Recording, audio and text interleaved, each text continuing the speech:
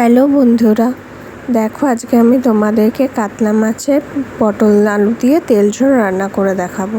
তো প্রথমে কাতলা মাছ নিয়ে নিয়েছি, তারপর ওর মধ্যে নুন হলুদ মাখিয়ে নিচ্ছি।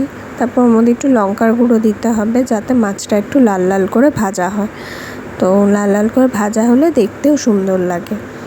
দেখো প্রথমে মাছগুলোকে মেখে নিচ্ছি ভালো করে, যাতে গায়ে নুন হলুদটা ভালো করে মাখিয়ে নিতে পারি। তো তারপর তেলের মধ্যে আমি মাছগুলোকে ভালো করে কড়া করে ভেজে নেব। কাঁচা না, একটু কড়া করে ভাজতে হবে, তাতে টেস্ট ভালো হয়, মাছের টেস্ট খেতে ভালো লাগে। তো মাছটা ভালো করে সুন্দর করে ভেজে নিচ্ছি, দেখো লাল লাল করে। তো তারপর কড়াইতে আবার একটু সর্ষের তেল দেব, দিয়ে আলুটাকে ভেজে নেব। আলুটা একটু ভাজা হয়ে গেলে, এপিট ওপিট করে ভাজা হয়ে গেলে পটল অর্ধেক করে পটল কেটে নিয়েছি। তো পটলের মধ্যে একটু নুন হলুদ মাখিয়ে তেলের মধ্যে ভেজে নেব পটলটাকে। দেখো আলুটা ভাজা হয়ে গেছে। তো তারপর পটলগুলোকে তেলের মধ্যে দিয়ে দেব, দিয়ে পটলগুলোকে ভালো করে সুন্দর করে ভেজে নেব নরম নরম করে।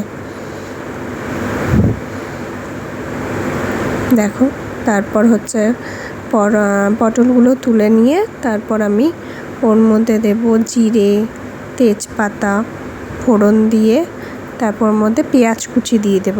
পেঁয়াজ কুচি দেওয়ার পর পেঁয়াজটাকে ভালো করে নেড়ে চেড়ে নেব তেলের মধ্যে।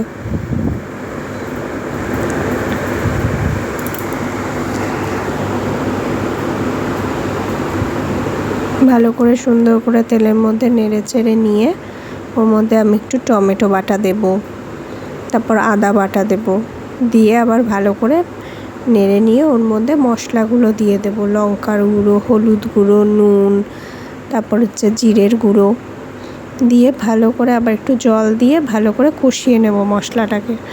মশলাটা কষানো হয়ে গেলে তেল বেরিয়ে গেলে ওর মধ্যে আলু পটল দিয়ে দেব। আলু পটল দেওয়া হয়ে গেলে আবার ওটাকে একটু ভালো করে নেড়ে চেড়ে ঢেকে দেবো, যাতে আলু পটলটা একটু নরম হতে পারে।